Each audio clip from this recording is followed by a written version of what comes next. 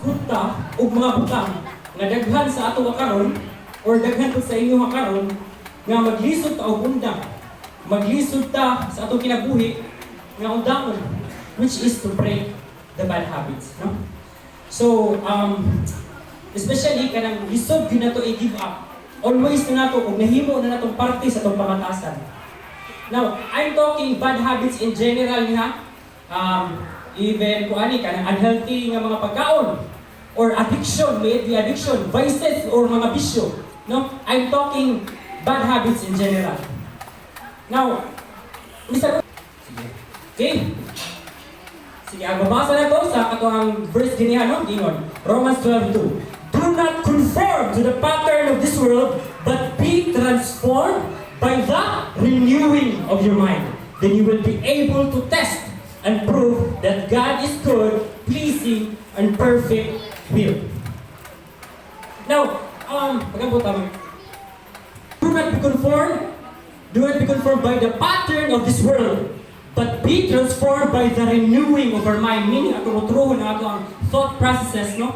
To break free from bad habits, we must change our thinking. But how do we do this? Unsaon man nato ron? Unsaon man nato ni pag-change, no? Di kani ato ang bad habit from old habits to new one. Now karon kabatagon man ni ato ang five basic principles on how we break these bad habits. One, understanding the power of habits. Atong hipon, how this habit form? The renewing of the mind, replacing the old with new. The power of perseverance, accountability and support, and the role of the Holy Spirit in transformation. Okay, but before we can change, before ta mabago, no? But before ta mabago, ano sa sabton? Ngano magyung namay mapuro mga habit, ngano namay mapuro mga buhaton raw pero kanunay na mo padayunon og mahimo na siyang habit og mahimo na nang batasan. Diba? Ato sa ning dig a little deeper sa kaning understand the power of habit. So, sa may mga example sa may makita niyo sa screen. Manit ang brain, no? So kung paano siya, sagittal portion siya, kung iyong tanawon, bali nag-side view ko ana, tagalan ninyo ang inyong mani yung view sa utok. Mani forma, mani cerebral cortex, cerebellum, so mana siya. Now, if we look closely into microscopical level, mo niya ito makita sa tumutok. Mo niya ito makita, no? Mo niya ito gitawag nga neurons. Mo niya siya ang functional unit sa atong utok. Now, if ato ning kani mga puti-puti nga inyo nakitaan, kani mga gasiga, kani yellow, no?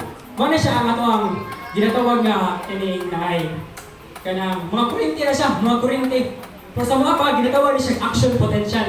Kani mga kuryente, kung mag-sample kani akong kamot, ako pagliho karon, di ka kuryente, di ka sa moto, di panagan pa daw sa kamot. So ano, no? Now, sa paghimo na itong habit mga isona, kani mga neurons, maghimo na siya bagong mapatuwing. So maghimo na siya bagong dalan sa itong utok mo, nga dali na nato ma-access itong una. Now, to simplify, maghimo ko bagong sample. Kani mga sagbot, no? Tapos maglakaw-lakaw ta kanunay tao. The more nga maglakaw-lakaw ang tao, ang kanang sagbot, mahimo na ng dalan. Di ba? Mahimo na siyang dalan. So, lakaw-lakaw ta. Hangtod, mapurma na gina siyang sagbot. Madalan na gina siya. Inga na po, no? Kung maghimo ta butang, maghimo ta nga itong butang, tapos everyday na nato, maghimo na neural circuit sa itong utok, madali na ma-access itong una-una. For example, inigmata na ito, no? Inigmata. Anak tayo sa cellphone. Di ba? Wata kayo ba, nga nakatong cellphone ito, pero ato ang mind, diretso na na-access itong utok. Diyan. See? Isa pa. So, may example. Kaning kabantay mo na ng mga adik, mga kaisunan, no? Mga adik, gamit ko sila. Kabantay mo na nila, kasi pag muundang na sila, maganaan na gyapon. Ayan na ba? Padayon gyapon. Kay na-engrave na sila una-una ang ilahang mga habit. Kana pong hatagan kag parte. Brad Jiboy, kosa, ayun si kosa. Pasok na rin sa na-engrave na una-una. No. Okay. Now, we think, bago naman na tagahoy, no? Kaya think of a trick. Now, if you want to stop your bad habits, kung saan man na ito maputol na kahoy. Kung putol na ito kahoy, maputol na tag branch. Mutubo naman. No. Ha? But habit is like a tree. Deeply rooted roots. If you want to remove the tree, simply by cutting the branches, it will not solve the problem. Dili masolve ang problem. Mutubo ra gyapon to. You have to go down to the roots. In the same way, to break a bad habit, we need to address its roots, which often lie in the thoughts and desires of our hearts.